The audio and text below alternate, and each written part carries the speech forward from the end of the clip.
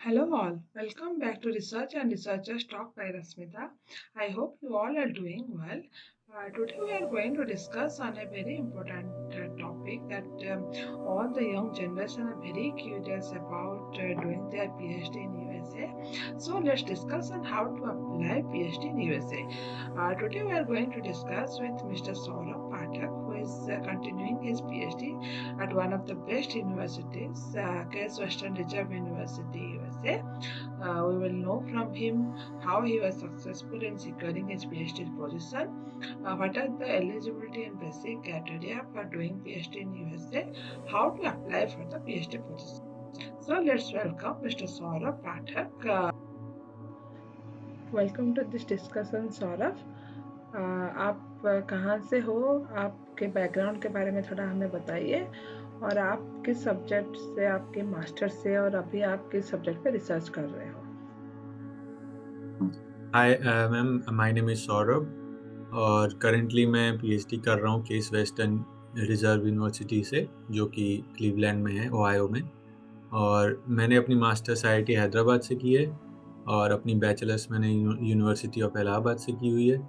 और जनरली मैं बलिया से बिलोंग करता हूँ, उत्तर प्रदेश में। और so my subject is like chemistry. I have done my masters in chemistry and my bachelors is in physics, chemistry and maths. फिर आप एमएससी के बाद कैसे पीएचडी में अपने आने के लिए सोचा और आपने कैसे अप्लाई किया, और यूएस में ही क्यों सो आपने अप्लाई किया? जब मैं आईआईटी हैदराबाद से एमएससी कर रहा था, then I was not sure whether I have to do PhD from abroad. But last आते-आते एमएससी का मुझे लगा कि I can try to go abroad. But उस टाइम तक मुझे थोड़ा लेट हो चुका था। लाइक यूएस की जो एप्लीकेशन होती है वो जनरली सितंबर में शुरू होती है, बट आज जो कि एप्लीकेशन अच्छा, जनरली दिसंबर 1 तक खत्म हो जाता है। इसलिए मतलब मुझे ये उस टाइम लगा कि ठीक है, अगर मैं लेट हो गया हूँ आप थोड़ा तो डिटेल में बताओ, आपका एमएससी कब खत्म हुआ, आप किस टाइम से सबको अप्लाई करना चाहिए, मतलब एग्जैक्ट टाइम पीरियड क्या होता है जिससे आप अप्लाई करोगे बाहर, अगर कोई अब्रॉड आना चाहता है तो? सो जनरली आपको एमएससी के इस थर्ड सेमेस्टर को खत्म होने होते-होते आपको अप्लाई करना मतलब एप्लीकेशंस देखना शुरू कर देना चाहिए कि कौन-कौन सी लैब में आप इंटरेस्टेड हो सकते हो, क्योंकि आईआईटीज़ में जनरली जो लास्ट 2 सेमेस्टर्स होते हैं उसमें आपको रिसर्च करना पड़ता है। तो at by that time you you you can know what your research interest is. So आपको उसके अकॉर्डिंग आप अपनी लैब्स को देख सकते हो और जनरली आप अप्लाई करना शुरू कर सकते हो सितंबर से, क्योंकि वो पीक टाइम होता है जब लैब्स रिक्रूट करना स्टार्ट करती है। इवन दो यूएस की जो एप्लीकेशन होती है वो भी सितंबर से स्टार्ट होती है और दिसंबर 1 तक चलती है जनरली। हेल्प लिया उस क्यूएस वर्ल्ड रैंकिंग का to get to know about the universities, क्योंकि मैं चाहता था कि मैं वर्ल्ड के टॉप 500 में पीएचडी करूँ। तो मैंने अपने रिसर्च इंटरेस्ट के अकॉर्डिंग सारी यूनिवर्सिटीज़ को मैंने शॉर्टलिस्ट किया और फिर उसके उस लिस्ट में मैंने फिर अपने इंटरेस्ट के प्रोफेसर्स को देखना शुरू किया जो कि इलेक्ट्रोकेमिस्ट्री में काम कर रहे हैं, whether it is in energy storage और एनर्जी कन्वर्जन। और फिर उन यूनिवर्सिटीज़ में, क्योंकि जनरली यूएस में जीआरई की रिक्वायरमेंट होती है, कई यूनिवर्सिटीज़ में कई डिपार्टमेंट जीआरई माँगते हैं, बट मेरे पास जीआरई नहीं था।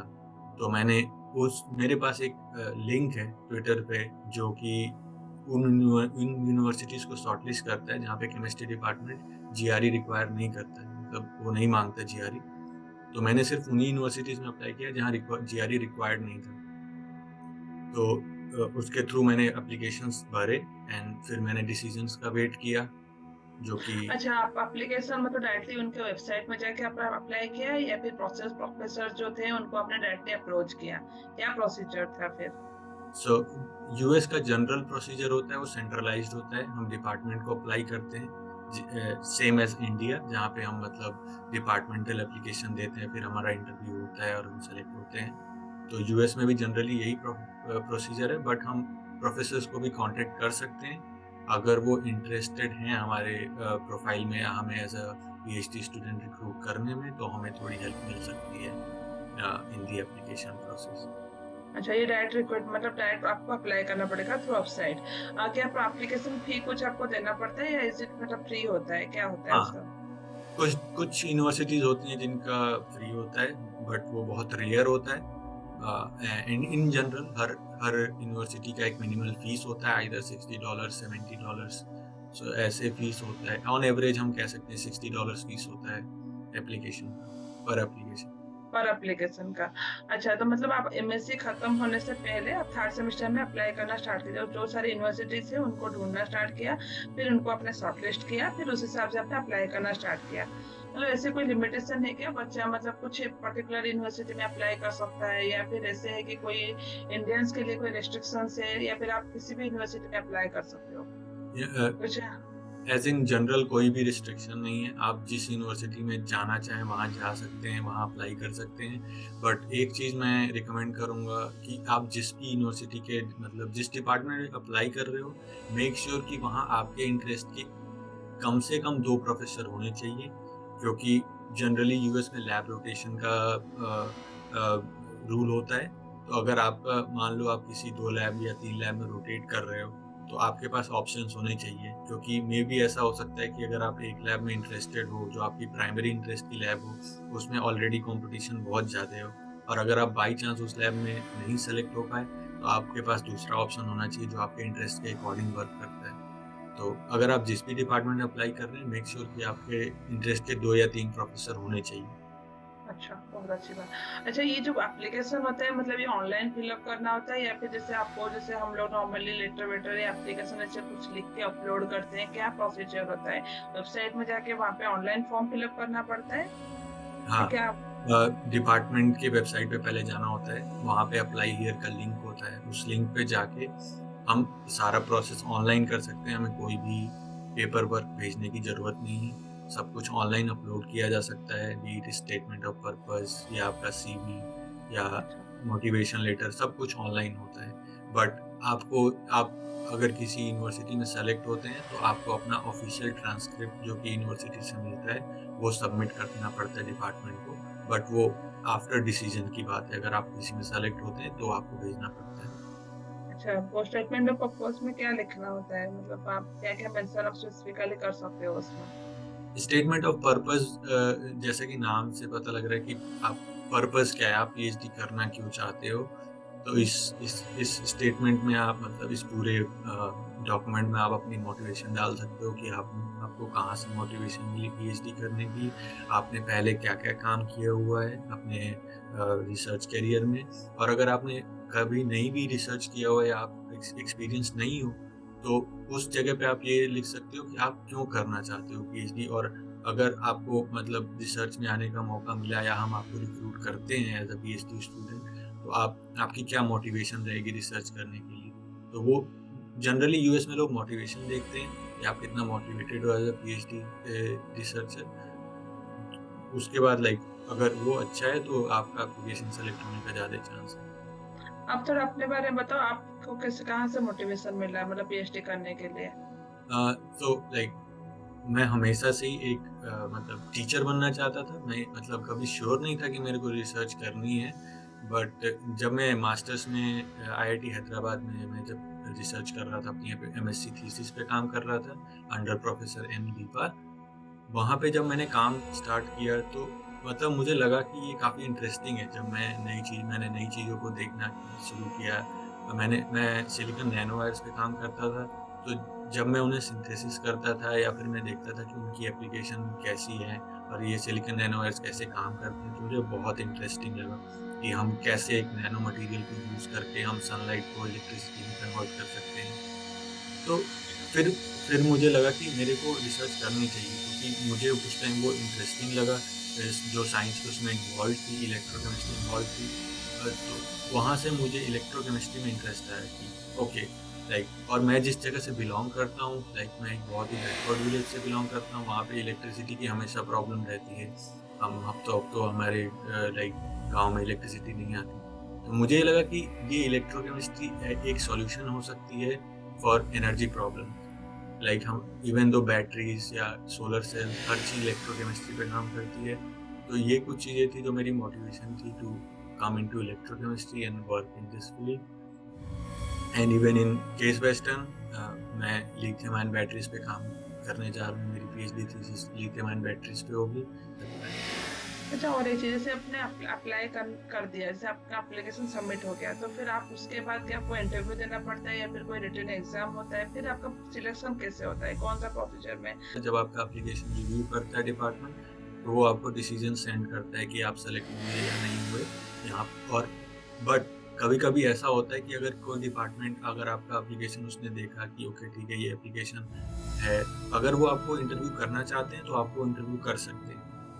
ऐसा नहीं है कि इंटरव्यू नहीं होगा, बट जनरली ये होता है कि यहाँ पे सेंट्रल प्रोसीजर होता है, तो डायरेक्ट आपको डिसीजन मिलता है कि आप सेलेक्ट हुए या नहीं हुए विदाउट एनी इंटरव्यू।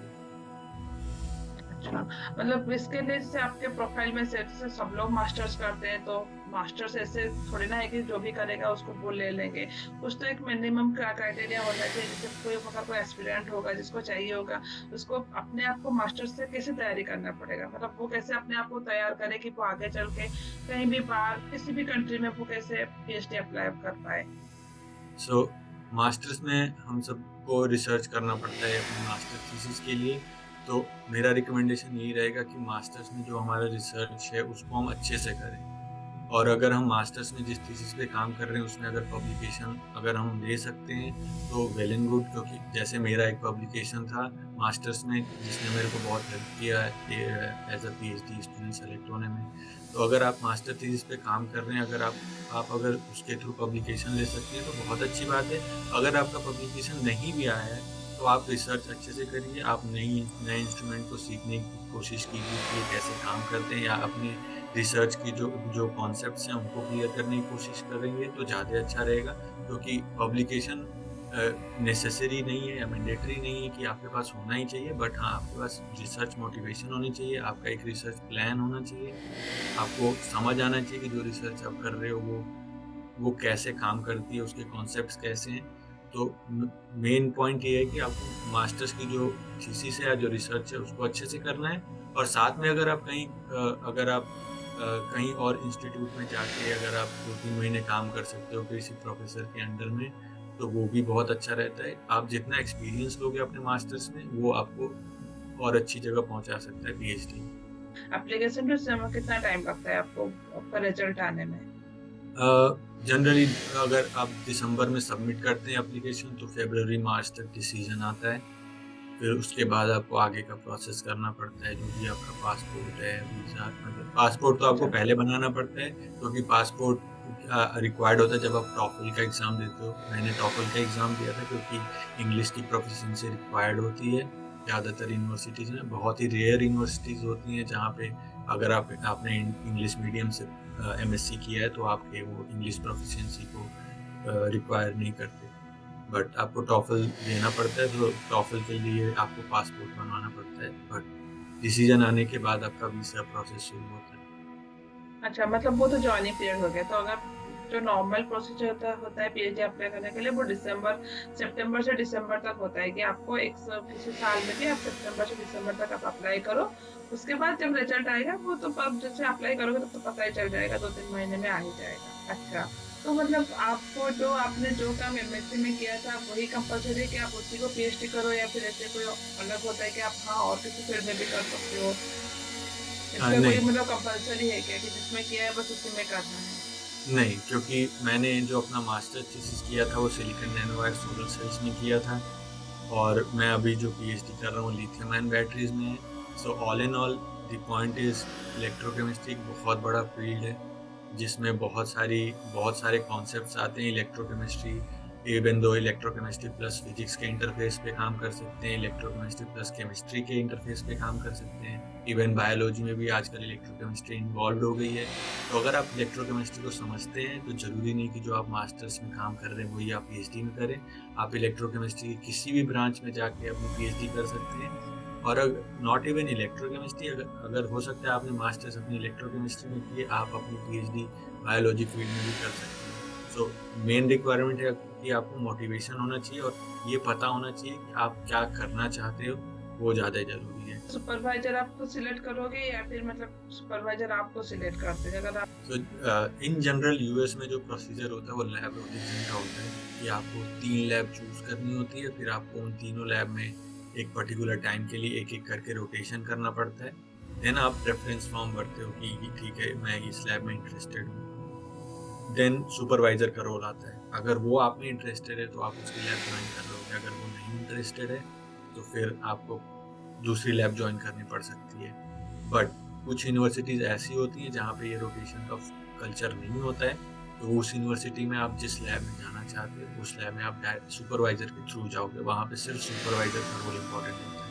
बट जहाँ पे रोटेशन है वहाँ पे म्यूचुअल आपको आपके प्रोफ़ेसर को आप में इंटरेस्ट होना चाहिए और आपको उसके रिसर्च में इंटरेस्टेड होना चाहिए, तो आप उसकी लैब में जा सकते हो। तो आपको मतलब और एक सवाल है, आपको ऐसा क्या लग रहा है कौन-सा एक फैक्टर है जो आपको यहाँ तक लेके आता है यूएस में? क्योंकि ऐसे तो बहुत सारे बच्चे अप्लाई करते हैं, तो आप उन लोगों का मतलब मोर और लेस बहुत लोग सक्सेसफुल भी नहीं हो पाते हैं। तो आपको ऐसे क्या लगता है जो कौन-सा फैक्टर है जिस वज़ह से आपको यूएस में पीएचडी मिल रहा है?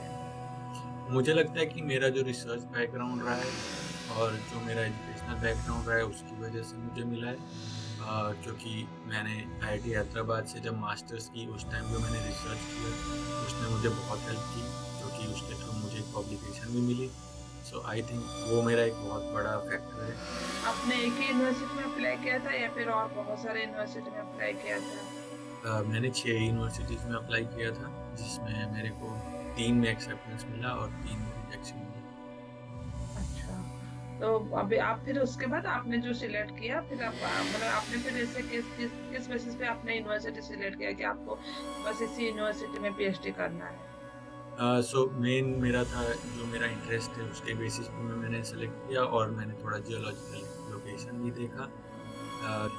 तो मेन मैंने केस वेस्टर्न इसलिए सेलेक्ट किया क्योंकि यहाँ पे एक प्रोफेसर डैनियल शेरसन थे जो कि इलेक्ट्रोकेमिस्ट्री में बहुत अच्छा काम करते हैं। सो मैंने उनके लैब में जो लोग हैं उनसे बात की, तो उन्होंने बोला कि हम सिर्फ इलेक्ट्रोकेमिस्ट्री करते हैं, तो इसलिए मैं उस लैब में बहुत ज़्यादा इंटरेस्टेड हो गया और ये मेन फैक्टर था कि मैंने इस यूनिवर्सिटी को सेलेक्ट किया।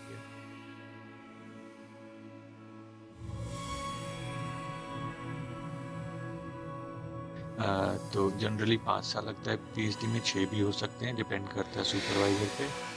और स्टाइपेंड जो होता है वो डिफ़र करता है यूनिवर्सिटी टू यूनिवर्सिटी, लाइक और सिटी भी डिपेंड करता है कि किस सिटी में आप पीएचडी कर रहे हैं। जैसे मैं जहाँ पे पीएचडी कर रहा हूँ वहाँ पे मेरी सैलरी 2350 है, 2350 डॉलर्स है। बट एक्चुअली टैक्स हमारी सैलरी टैक्सेबल होती है, तो जितना हमारी सैलरी लिखी होती है हमारे ऑफर लेटर में उतना नहीं मिलता क्योंकि टैक्सेस कट जाते हैं।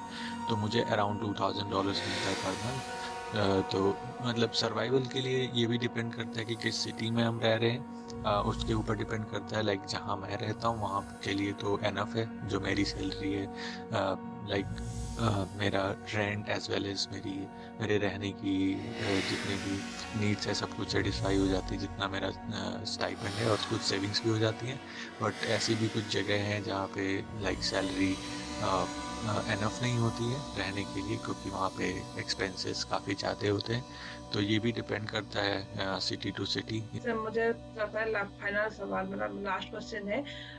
आप जो आना चाहते हैं आप उनको क्या बोलोगे? जो लोग जैसे एमएससी में है जिनको पीएचडी करने आना है तो वो आप उनको क्या मैसेज दोगे? जो उन पर्टिकुलरली जो लोग यूएस आना चाहते हैं? उनके लिए बस यही मैसेज है कि आपको अपने रिसर्च पे बहुत ज़्यादा फोकस करना है जो आप मास्टर्स में कर रहे हो, और अपने सीवी को आप जितना अच्छा बना सकते हो through your experience.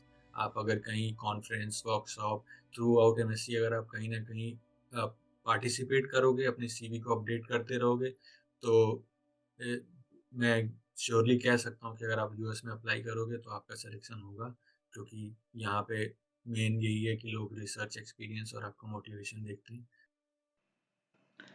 Thank you, Saurav, for this nice discussion and all your information.